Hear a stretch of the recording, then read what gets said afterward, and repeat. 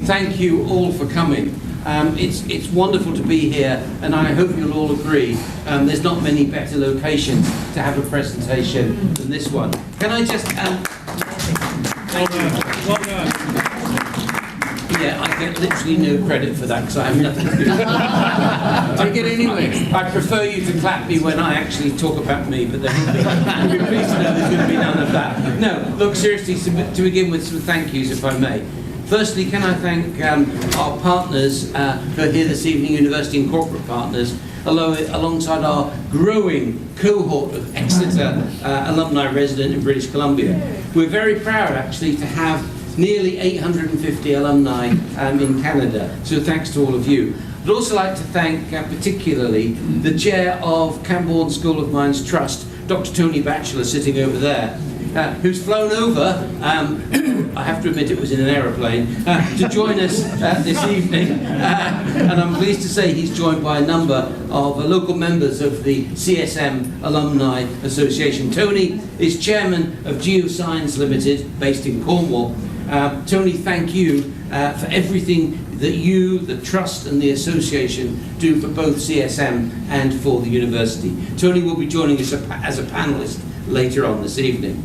Secondly, it's my great pleasure to thank Blue Coast Group Limited, our corporate sponsor this evening. I'm really proud that Blue Coast was established by a group of outstanding alumni from the Camborne School of Mines. The school was established by an act of philanthropy in the 1880s, and 128 years later, that tradition of generosity continues, and the reputation of CSM is literally worldwide. Find a hole in the ground and you'll find someone from CSM. May I also, maybe not every hole in the ground, may I also extend my gratitude to the chair of the Management and Economic Society of the Canadian Institute of Mining, Carlos da Costa. Carlos and colleagues have helped publicise this event, and we're absolutely delighted and privileged to work in partnership with the CIM, so thank you, Carlos. And last but not least, may I thank our speakers and contributors this evening. First, Kip Jeffrey, head of Camborne School of Mines and the first quantum minerals professor of mining engineering at the University of Exeter. Professor Jeffrey will be presenting to us this evening his thoughts on the future of mining in response to growing international demand and the need to conduct activities in a manner that limits environmental degradation while still delivering shareholder value. And that's no mean feat, and after he's successfully done that, he will be negotiating the successful terms of the British exit from the European Union. Actually, the first one is more likely. I've already introduced Dr Tony Batchelor, so the third person I need to introduce you to is Garth Kirkham. Garth is an eminent geoscientist and past president of the Canadian Institute of Mining, Metallurgy and Petroleum. Amongst his many current roles, Garth is chair of the Best Practices Committee at the Canadian Institute of Mining and is chair of the Geoscientists Canada Securities Committee. Thank you, Garth, for being part of this conversation. So before we begin, just a few words about global conversations generally. Firstly, these events are designed to showcase how research at the University of Exeter, working in collaboration with our partners around the world, is having a global impact. This is the second global conversation we've held in Canada. A year ago, we were at the Royal Ontario Museum showcasing joint research between Exeter and the University of Toronto. City. Wrong city, yeah. Well, we got it right second time, okay? We went to Montreal.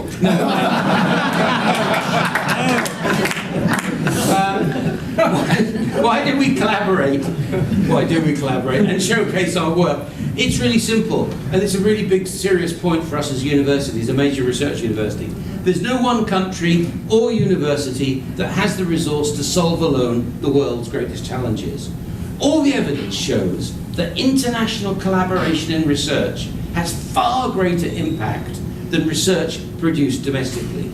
It's more highly cited than that which is domestically produced, and its conclusions are more influential in our global society. I hope this evening's discussion will not only give you an insight into the latest research of Exeter faculty, working often with our eminent partners such as those here in Canada, but also crucially how we can tackle shared problems together. So last few sentences. The University of Exeter is well placed to help lead such debates. We're a top 10 UK university in the most prestigious league table in the UK, and we rank in the top 1% of universities globally. Most importantly for me as an academic, in the recent Leiden World League tables, which only look at the impact of your research, the University of Exeter was ranked 35th in the world, and that's a really significant achievement. 98% of our research is judged as being of international quality. So ahead of the launch of our fundraising campaign in the new year, called Making the Exceptional Happen, we're committed to ensuring that the special teaching and research conducted at the Camborne School of Mines is preserved and enhanced. We want to continue to recruit the very, very best students and faculty globally to improve continually our performance in research excellence, innovation and impact, and working with international governments and industry to play our part in finding solutions for some of the world's shared challenges. We do this in genuine partnership and collaboration with thought leaders across the world, and in particular colleagues here in Canada. Global conversation is about achieving that debate together. I hope you enjoy your evening. I'll come back in a few minutes to MC the Q&A, and I'd now like to hand over to our first speaker this evening, Professor Kip Jeffrey, with a final gentle reminder to turn off your phones. Thank you very much indeed.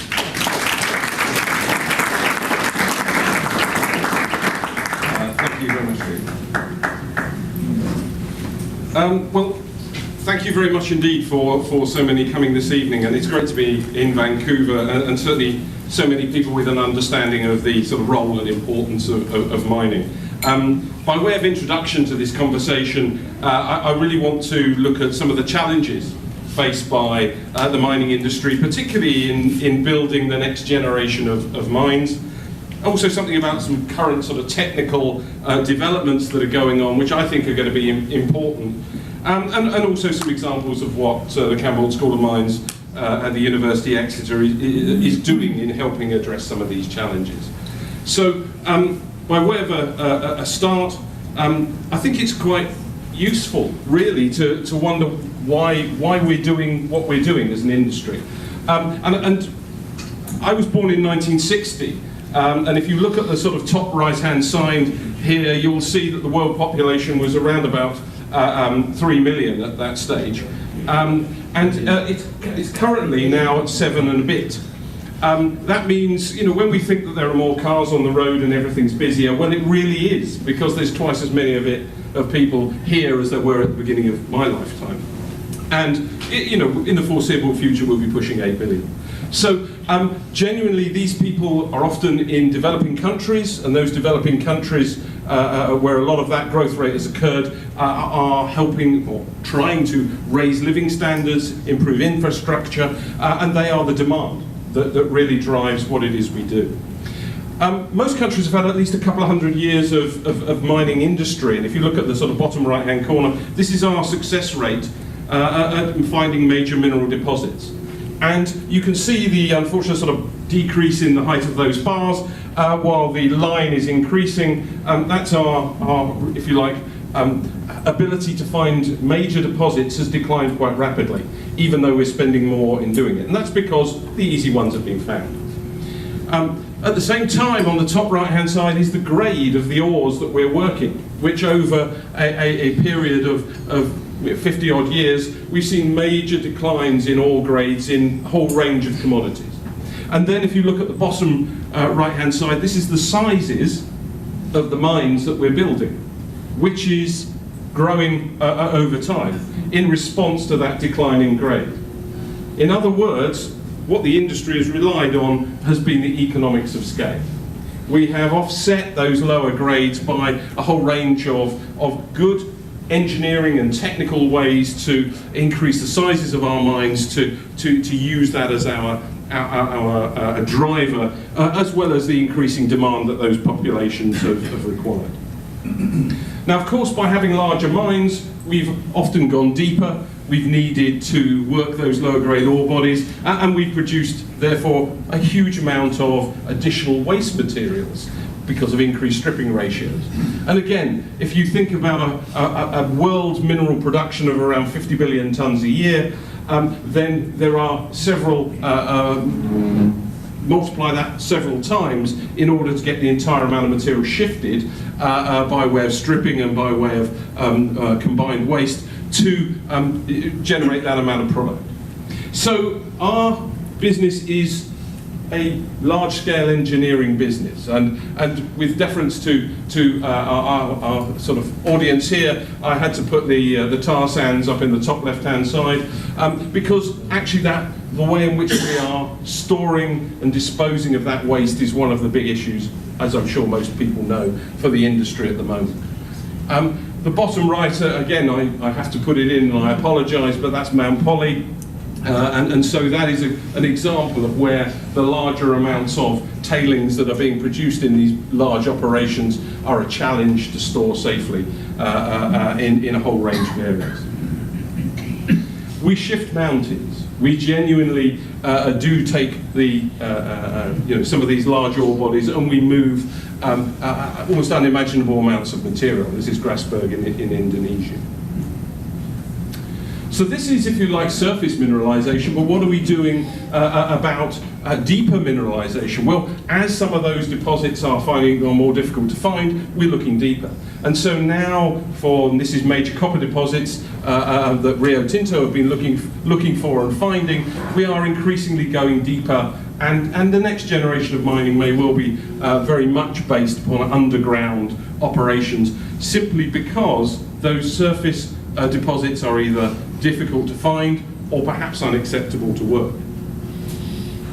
And many of our large open pits are increasingly being extended downwards by underground extensions. And if you were to go to Chile and look at some of the largest open pit in the world, it's now looking at an underground block cave to take it to another level or another generation of working.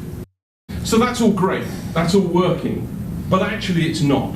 And the problem is this, and that is, if you look over the last 10 to 15 years, our capital productivity and our labour productivity has drastically been declining. Around about 28% less productivity today than a decade ago. And although these figures are Australia, they could be used in a wide range of countries. So the economics of scale is no longer keeping up with this problem.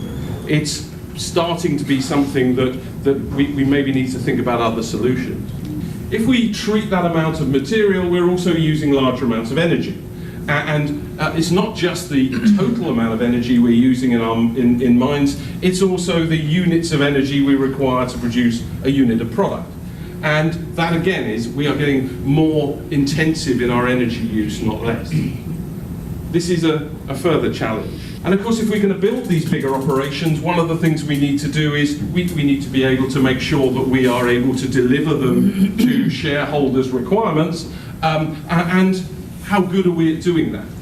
Well, this sort of survey was done only a few years ago at major operations of 1 billion capex, and 2/3 of those projects faced major cost overruns, and the average overrun was 62%.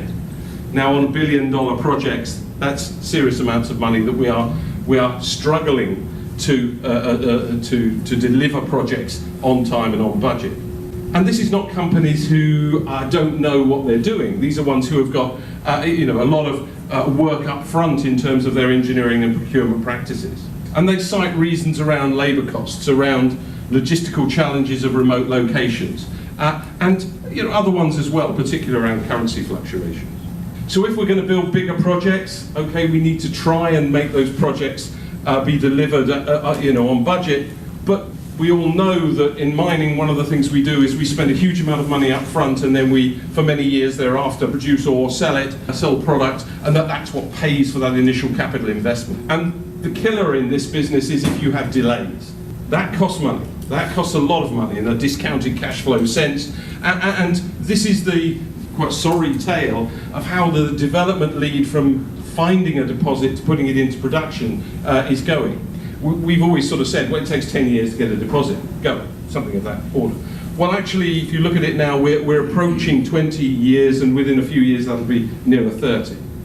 So the idea in a cyclic minerals industry of where we are, as prices are going up, that spurs exploration. We may find something, we may put it into production, and that will, redress the supply-demand balance, is not going to work. If it's 30 years' time, if we're looking for something now, then it's probably going to be through 2 mining cycles before you can even get it into operation. So we've got a real problem, and that's about permitting. That's about world-class mines taking so long to be permitted because of the requirements, both in legal, in consultation, and all the sort of things that it takes now to get your final permissions to operate. And for mining companies, what does that look like? Well, here's one company estimated $6.5 billion were caused by 2-year delays in their operational profits. And if you take a $3 to $5 billion mine and it suffers delays, that's $20 million a week. In other words, it's $1 billion a year in erosion of value. The point I'm trying to make here is that it's very difficult for us to make these large projects stack up.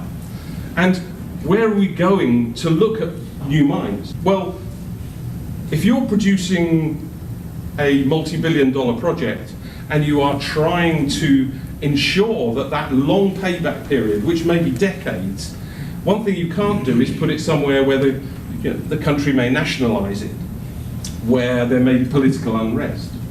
And this is unfortunately where most of our mines are being developed. This is the stability of the countries where those mines are being built. And increasingly it's in either unstable or extremely unstable countries, which goes against these longer term projects. So what I would suggest is we've got a series of phases we've been going through. At the beginning there were benefits of scale.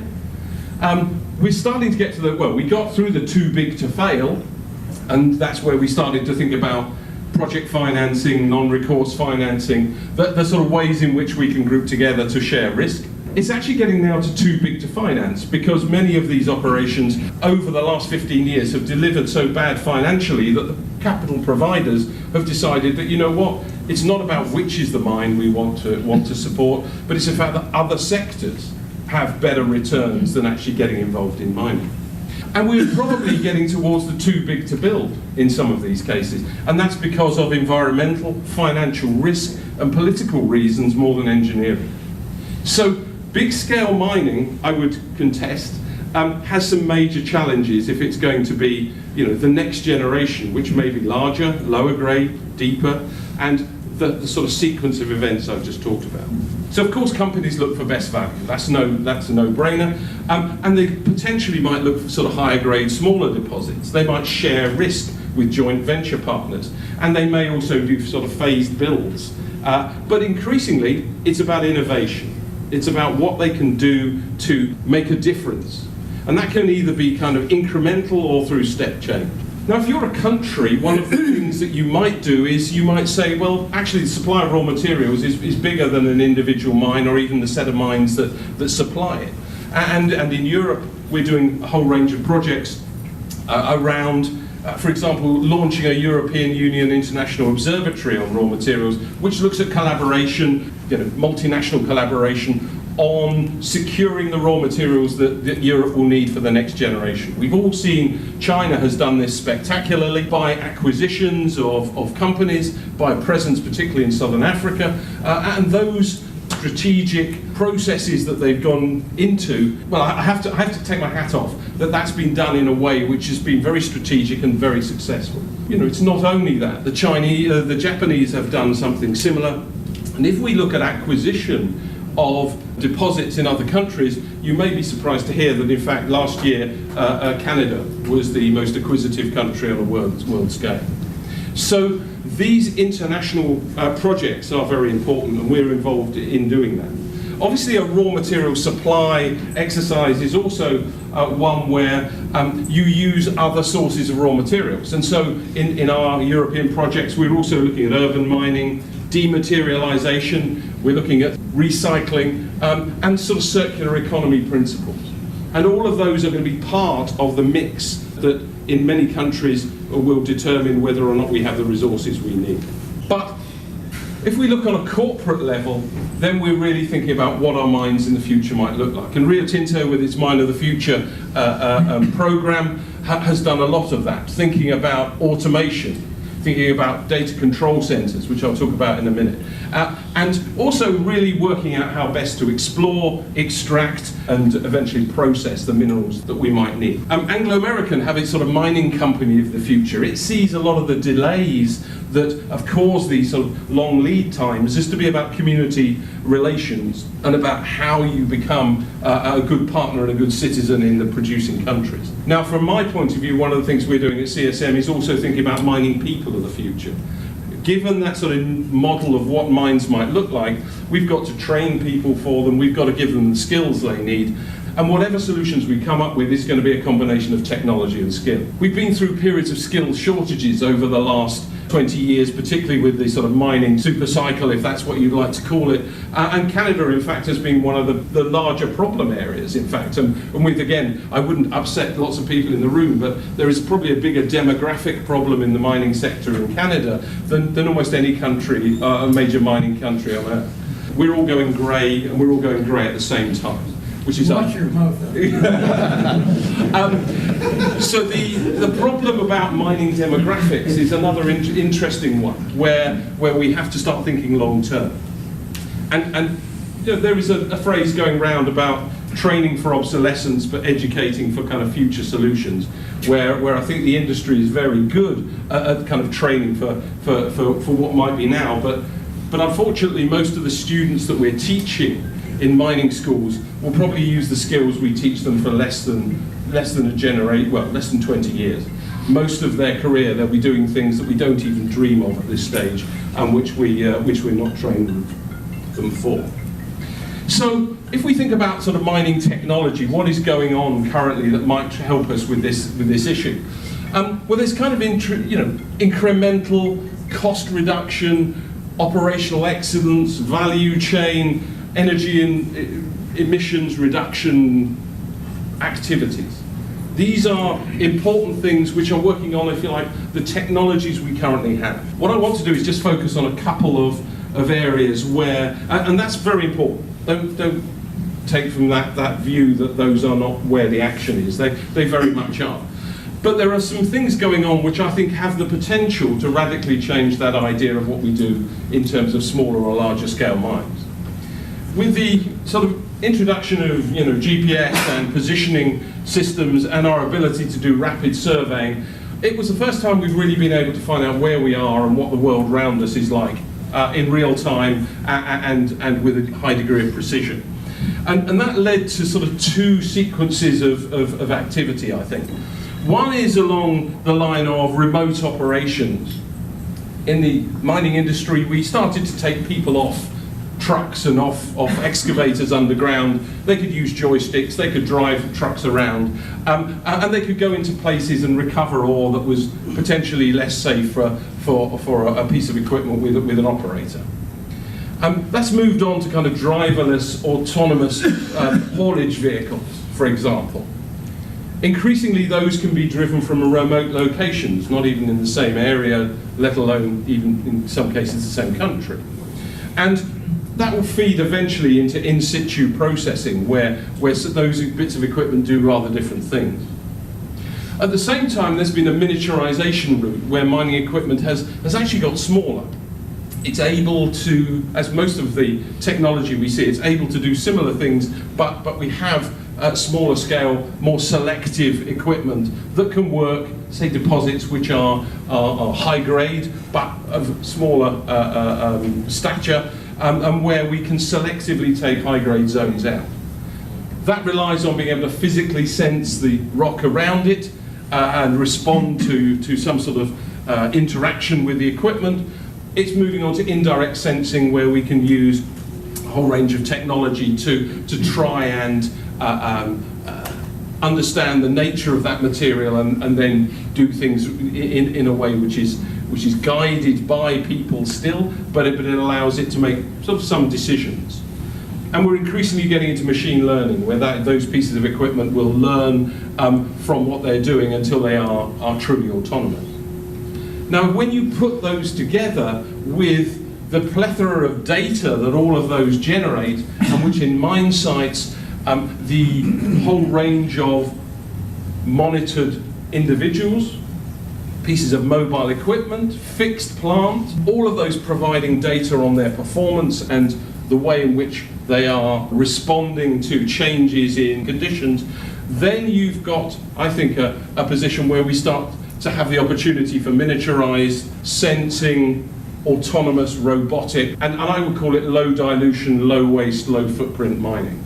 So to give you some examples of the sort of incremental innovations that are going on at CSM, well, we're doing value chain work with industrial minerals, Stoicism project, genuinely a mine to product in industrial minerals. This is where the geologist is actually taking measurements in the open pit which relate directly to the processing routes and directly to the quality of the products they're making. We're doing work on geomechanics, which are to do with support in El Teniente, one of the world's largest mines. Looking at processing efficiencies, 1% recovery improvement in some of these large mines is almost unimaginable in terms of its value if it can be done on a routine basis. And that we're doing in critical metals. A lot of the materials which, especially from a European scale, are being seen as ones which need to be sourced from either local locations or at least more than one location where the supply may be interrupted for political reasons, for example. And we do a lot of work on rare earth elements in that particular regard. We're doing work on climate change impact and working with Anglo De Beers. There's a very interesting story in Southern Africa around how maybe a 2-degree change in some of in their average temperatures in some of their deep mines will mean that they need refrigerated ventilation as opposed to their current systems. And there's major costs associated with that. And we've been working on things like Cave Planner, which is a block cave design tool, which have had huge benefits to Rio Tinto. So in automation, we are used to seeing in most of our mines these days automated haulage. Drilling is increasingly being done by equipment which can be programmed and left to do its work. Excavation and loading, new generation of loaders which are able to, and we were just talking about it earlier in fact, will be able to work out what's in its own bucket in terms of analysing it, and then delivering it to a location for processing. And this is obviously around safety and things around slope stability. When we're talking about miniaturized and automated or remote mining, this is where this smaller scale, narrower, safer because of some of the ability to automate the whole process, in some cases hotter if it's very deep, and cheaper mining methods can be deployed. This is about productivity improvements. And a lot of the mining companies are looking at that sort of miniaturization of some of the equipment. And I call it the dilution solution. In other words, where you've got smaller scale structures that control the mineral rather than going for bulk extraction methodologies, you can start to look at selective removal. And you can start to do that with potentially equipment that makes its own mind up what it's going to extract. And we have a test mine facility at CSM where this sort of scale of tool is something that we are starting to look at. But the more we go down this automated route, there's some real problems, because in Southern Africa, if you look at the South African gold mines, their production has been declining as they've gone deeper, working these narrow deposits. They've become high cost. But as you introduce these kind of automated methods of mining, what happens? In the last 7 years, they've lost around about 40,000 jobs as a result of it. And this is something that is of course, essential if the industry is to survive from a cost point of view. But the difficulty is that, and I was talking to some of the research individuals last week, the multiplier that you have to apply here is in Southern Africa very different from one you might use in other countries, because each one of those people supports an average of 16 others in terms of their livelihoods. And so they're anticipating 200,000 South African miners will lose their job over the next few years. And as a ratio of 16 to 1, that's 3 million people who will lose their livelihood purely due to automation. Now that's a social problem. It's not just an interesting technical development. And we've been working in places like Zambia around how do you get this transition to people who are in a certain sort of educational and skills space, and working with governments, universities, and the companies to get them to work in world-class automated mines, and how those individuals transfer from one to another, and what do you do with the people who can't do that. And this is a very important aspect of the developments in mining that are going on in many places. The other thing I'd like to talk about is around data centers and how many of the major mining companies are now really looking at a data-rich environment where monitoring all those activities, and most people have been to processing plants where this has been going on for years, but increasingly, as I say, individuals, mobile plant, the environment, all of them are producing information about how they are performing, and those data centers are able to acquire data in real time from multiple mine locations on different continents in some cases, and try and work out how those mines are performing and what might be done to improve that performance. Now, the difficulty with that is you very rapidly get into data volume issues. Just how do you deal with it? Well, you can put people in rooms with multiple screens and ask them to do things, but what they can really only do then is they can do a series of, is it within range type of analysis. But increasingly we're trying to look at pattern recognition. How do we know when things are performing and what criteria move together? And then really sort of proper data analytics as to how you can understand the way the interrelationships between all of these operate. And it also allows you to simulate and test in a digital environment rather than a real one, and also advanced visualization in the way you treat that data and the mine environment. The other one is robotics, which I would want to mention, which is around this truly sort of autonomous small-scale activity. And a few years ago I would have said, well, this is something in the realms of science fiction. It isn't going to happen in perhaps the next decade or so. Having signed a couple of non-disclosure agreements over the last 12 months, I can tell you without fear that this is happening now. So the idea of robotics and the role that they may have in redesigning mining is happening. We're working with the UK Space Agency. We're taking both military and space technology and deploying it in underground environments. And they know a lot about how you ruggedize, how you miniaturize, and how you put a lot of functionality into small-scale equipment. And I think this is where we're going to see things. One thing I would say to you as a geologist, we don't actually know a lot about what happens in deposits on centimetre scales. And if you're putting robotics in there, that's the scale they're going to be working on. So there's some real challenges for us to look at. I will just mention microbial mining, the world's smallest miners. And there's a lot going on here in terms of softening up rocks for further mineral processing, with, again, working on critical metals in particular in this area. Campaign mining is an interesting one. We are increasingly using mobile plant, where we can work clusters of small operations, work them seasonally, work them in some cases as a sort of combined activity around a whole cluster. And again, we're working on European projects about those, again, in the sort of critical metals area. But of course, there's other people who are not even thinking about what's going on land, but really saying, why restrict ourselves? Let's use the 7/10ths and start looking at sea. And I've done a lot of work in Southern Africa with the diamond industry, and they're doing this on a regular basis.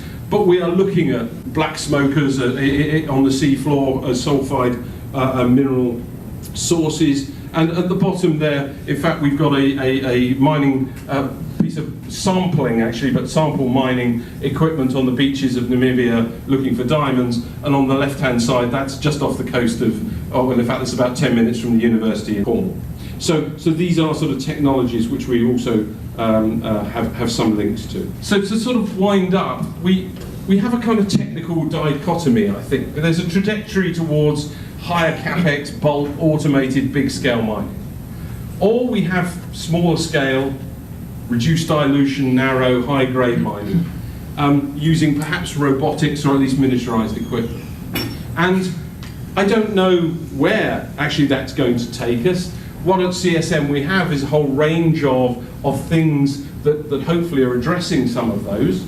And that's from exploration to targeting to remote and automated mining, this sort of low dilution mining as I would coin it, robotics, and really trying to come up with a solution to this scale problem that I've talked about. I could talk a little bit more about waste and energy, but I want to hear from people what they think about some of the points I've made. What underpins all of this is mining education.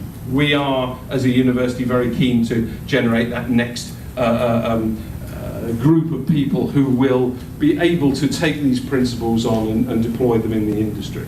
So, what's the future?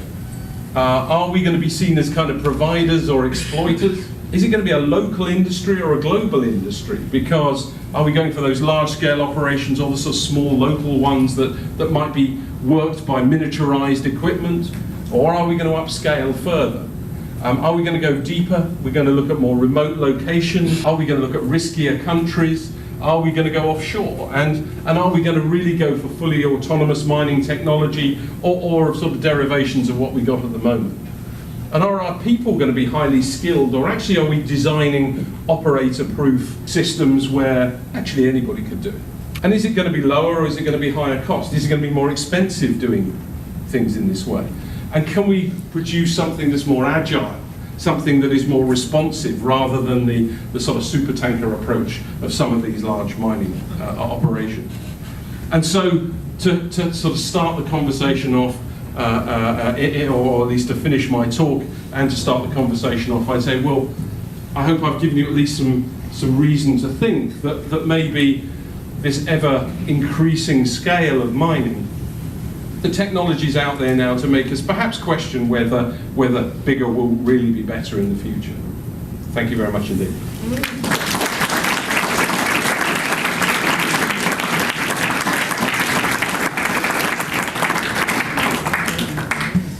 Thanks very much indeed. What I'm going to do now is I'm going to invite Garth and Tony to say a few words before we get to questions. I promise you I will finish in time for you to get some more drinks at the end of the evening. This is a mining group of people in many cases. So I wonder first if I could go to Garth for a few words. Garth. Yeah, there's a lot of challenges. I can only, in all honesty, you covered a lot of ground there, and those are a lot of moving pieces. It's in the mining industry, we know things take a long time to come to fruition, and there are a lot of technologies out there. There's a lot of innovation, but by the time companies have get their breath to actually start implementing some of them, they're through a cycle and they're out of business. And I've been on a lot of mines where we have implemented systems and they were awesome. And by the time it was everything's running smoothly, it's we got 6 months left and we're shutting her down. So there are it's just practicalities of just getting our day-to-day job. There's companies getting paying bills, paying capital, barely making money these days. That's a challenge. Is you look at the market caps and the earnings per shares, which is all negative of many of the companies on in the Canadian landscape. It's it's challenging times. On the manpower front, I have some of my students here from BCIT, and I kind of feel guilty that I'm not leaving them with an industry that is thriving. Is it my fault? Yeah, because I got gray hair, and we're all getting old at the same time. So it's a challenge. It's all a challenge. getting the social license these days is one of the biggest challenges in BC and throughout Canada. We're kind of, it's just, you got to, and we need to gain that social license, but the what it takes to get it and gain it and hold it and keep it is a challenge. It's not just on the First Nation side, it's communities that aren't even affected by the project, but if by chance it's a ship comes through and is taking concentrate and all of a sudden Gregor Robertson doesn't like it, it's, you're going to have a problem. So, it's the people that are, that are using the products, but and not really affected by the actual production of them, but still have a say in how they're being produced. So, it's the whole bigger, better is a hot topic in BC. Look at Galore Creek. Look at a lot of the projects in northern BC. Galore Creek's a good example. Road is almost finished, and a new study comes out and goes, you know what? Your capex isn't $2 billion; it's $5 billion. Shut her down. Take all the equipment out. We're done until it becomes economic. So, and you're in the middle of nowhere. You got one of the biggest deposits in the world, but it's low grade, and now it's going to be even more of a challenge to get things like that going. So, I agree. It's that we need to come up with. We need to be innovative. We need to come up with solutions, and that's as mostly scientists, I guess, engineers or people involved in the industry, we solve problems. So give us a problem, let us solve it. And these days, it's sometimes it's like, another problem. So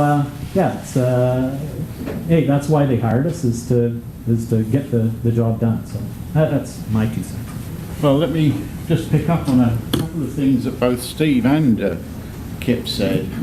The trust has been around for 128 years, and as Steve said, it was started through philanthropy, largely through the Bassetts and the Thomas families, for those of you who know Camborne.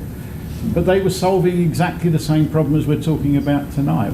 How do we staff, how do we educate folk to work in this industry at the highest possible level, and how do we make those folk available to the industry? So it wasn't pure philanthropy. They had a mission to provide a skilled workforce, and as Kip's described, the nature of those skills are changing.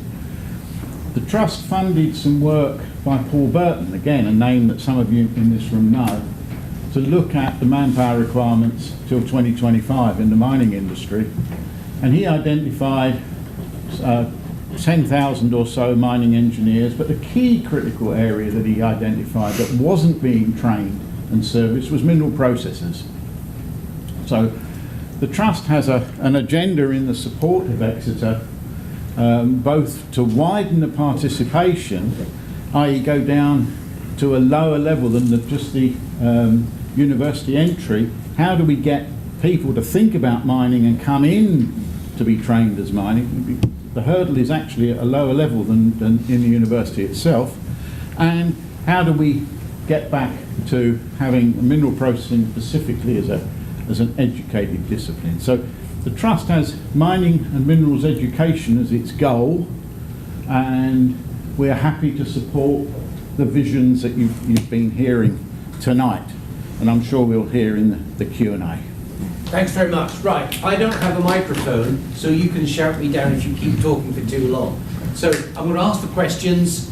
Thanks so much. Thanks, Tony. Through cooperation.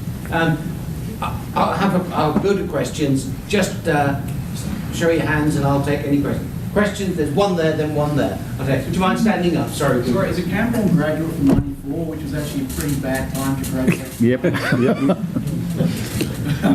One of the few guys that actually ended up in an underground mine. First observation, I was a bit disappointed to hear Kip refer to the oil sands as tar sands. That's just buying into a whole bunch of hocus pocus. In Canada, it's the oil sands. Stand corrected. Yeah, plastic planes. It's oily sand. The second one is about dilution on narrow vein deposits. Yeah. We work a lot on the consortium I work for on narrow vein deposits.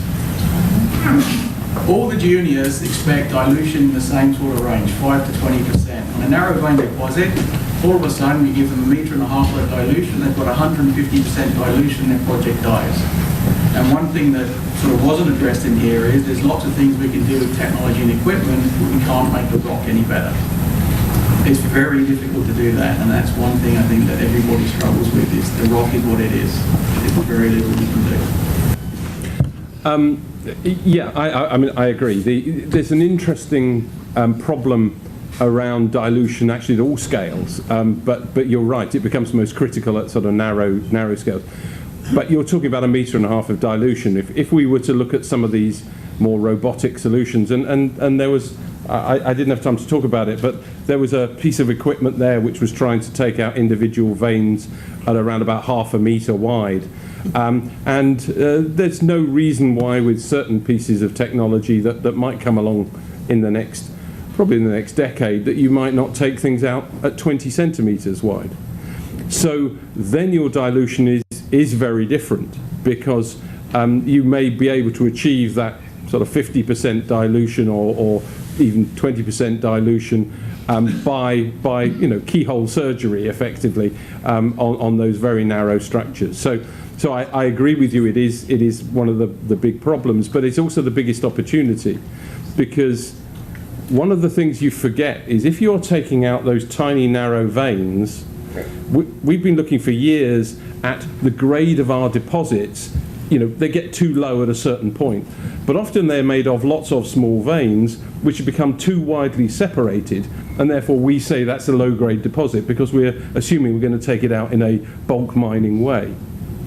But if you take them out as individual structures, then however far separated they are, it makes no difference to the grade of material you would produce, because you're still taking out a 20 centimeter slice, let's say, along a single structure. And in fact, if they're 5 meters apart or 10 meters apart or 20 meters apart, it doesn't matter. The grade you produce stays the same. So you start to see new deposits becoming economic, and you start to see that new deposit types might be economic in a way that our sort of traditional view of dilution might otherwise make us consider would not likely to be economic under most sort of circumstances. So but point taken. Garth or Tony? Here you go, man.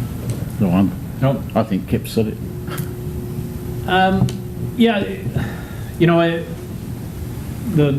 What we've seen is a lot of companies now are going towards smaller operations because they're just they can't fund the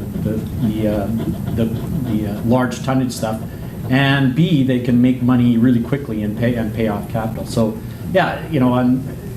when you throw in dilution into the equation, especially when you got it wrong, you pay the piper, and that's why I would suggest that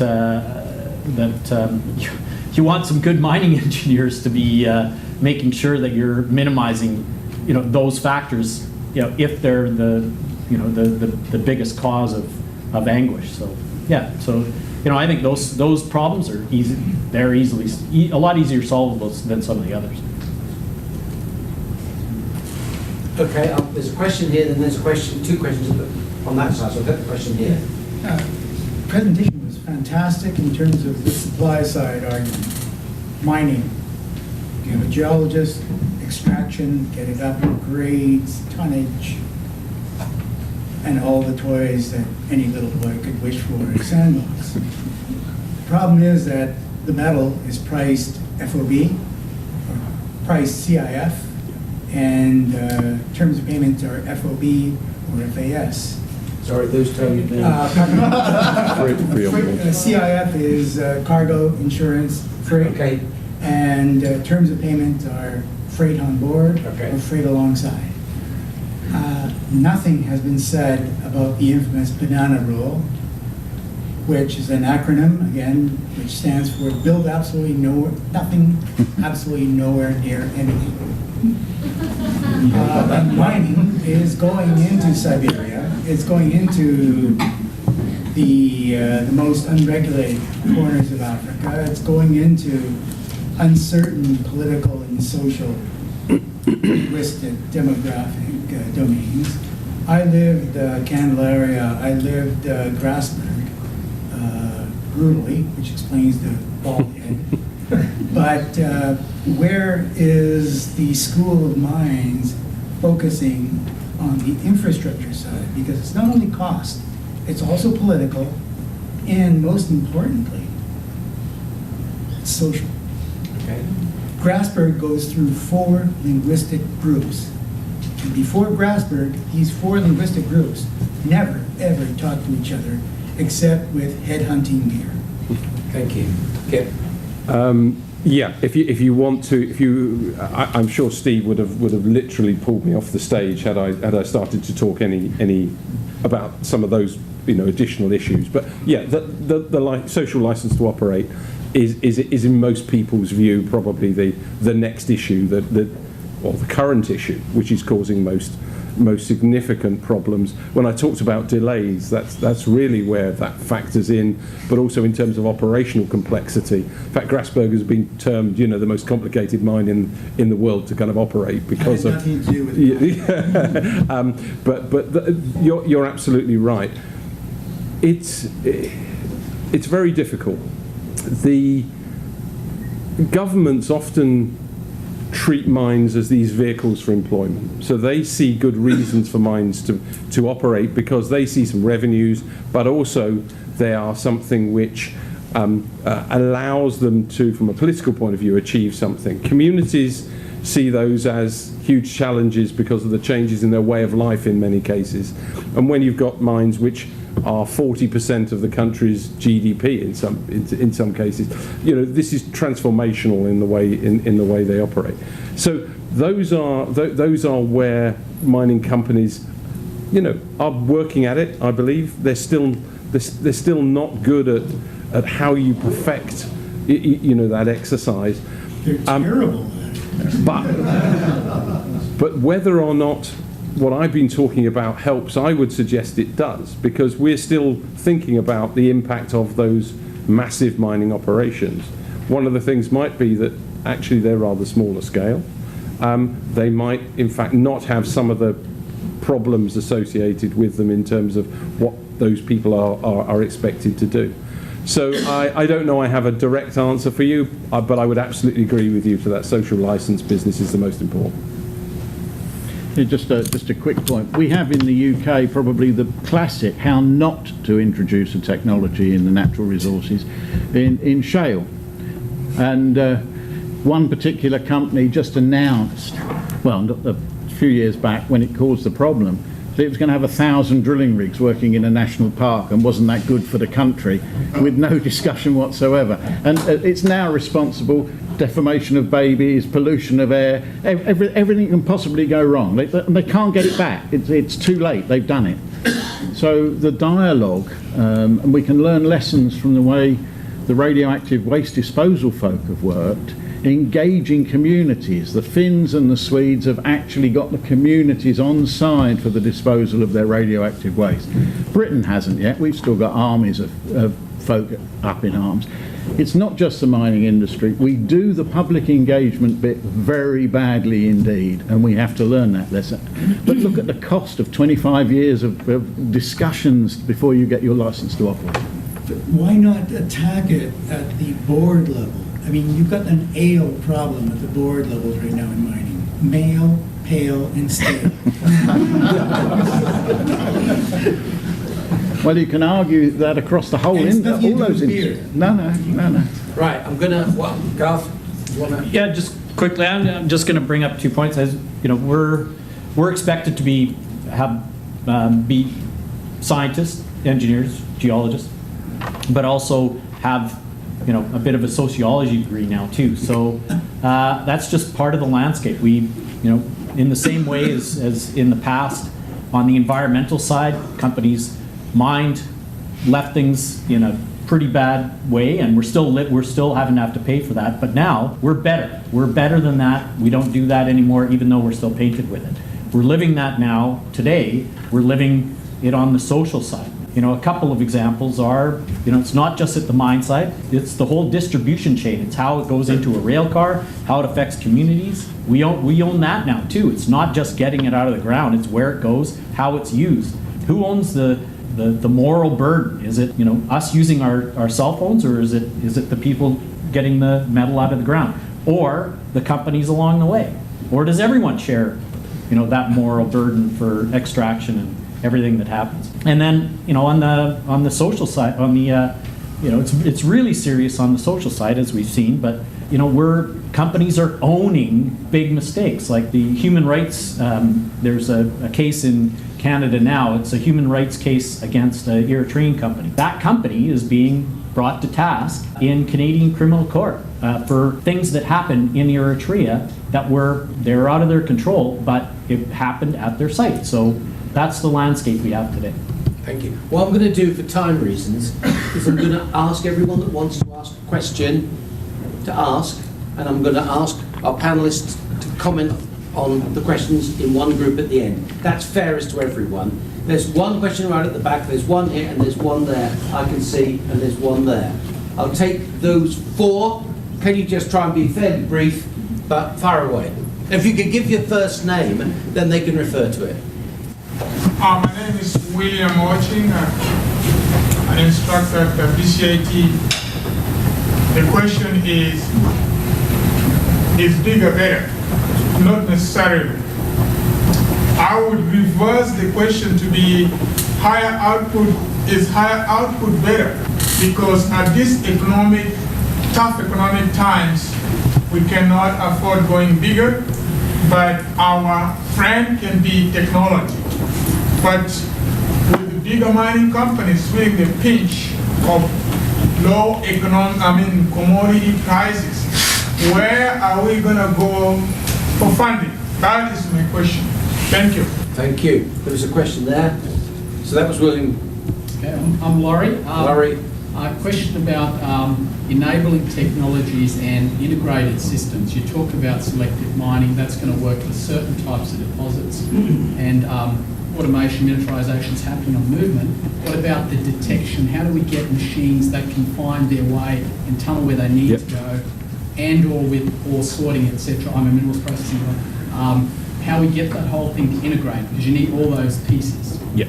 Thanks, Laurie. Thank you. There's a question there. Hi, I'm Isabel, and I have a question regarding operational sites and having operational sites in 2 different places. So, or having 2 different operations in one place. So I'm talking about sectors, let's say the agriculture sector, also operating where there is a mining site, and how to address that, because that is going to be growing and growing in the future, particularly in artisanal markets and agriculture. Thank you. Next question. Hi, I'm Adrian, and unlike the last 3 people, I don't have a technical mining question. But as Exeter University, and I guess as educators and also leaders, like thought leaders in industry, how is Exeter adapting their own curriculum to kind of bring about the social changes that I think all 3 of you kind of conceded was needed in the mining industry, but seems to be lacking at the moment? Okie doke. Right. Who'd like to start? Kip. Thank you. Okay. As in the best things, maybe I'll work backwards. That might be the best bit. So certainly at CSM, we are actually building a group on sort of sustainable mining. So we in fact have a chair that's about to be advertised in our Environment Sustainability Institute. We have in fact a member of staff who will be joining us shortly in this area, and we have an advert coming out for a lectureship. So you can see we take this very seriously. And CSM has one thing which I think is quite different to many universities, and that is it's not a mining school, it's an interdisciplinary school that looks at a whole range of issues around the mining sector. So we do have geology, we do have mining, and we do have, if you like, elements of that sort of social science area as well, which means that we deal with those issues in a interdisciplinary way, as well as colleagues in other colleges. So we see that as important. We may well be starting a new actually MSc in that area as well. So I hope that's a part of the answer. Isabel's point on operational sites is an interesting one. I don't know that I've got, if I had a magic answer to coexistence of two very different activities. But what I would say is one of the things mining companies spend a long time doing is they start thinking about what happens when their mines stop. And they always say, well, we'll set up various businesses and we'll do various things. And normally they do it by actually creating increased dependency. In fact, they set up supply chain things that when the mine shuts, actually the supply chains fall apart as well. So I would love to see companies who really go about creating parallel industries that have nothing to do with them, but which they are facilitators for, which means that when the mines shut, there is greater sustainable potential. The truth is miners are not very good at agriculture, and they're not very good at wine growing, and they're not very good at whatever else it is that takes over for them.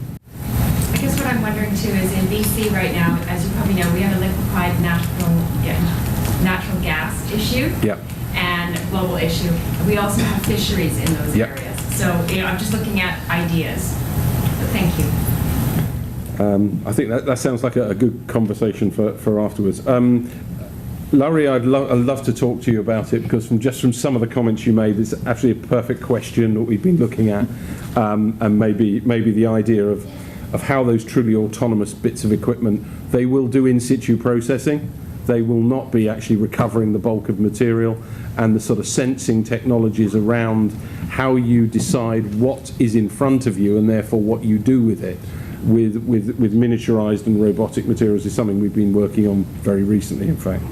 And William's point about output as opposed to as about sort of bigger. Well, I would go back to my point of actually, if you produce something at 5 times the grade that you're producing it now, because you're not removing all the diluting material through bulk mining, then actually that's the way you get output without scale. Thanks very much. Tony, and then Garth, anything to add? I'll be quick, picking up on Isabel's comment there.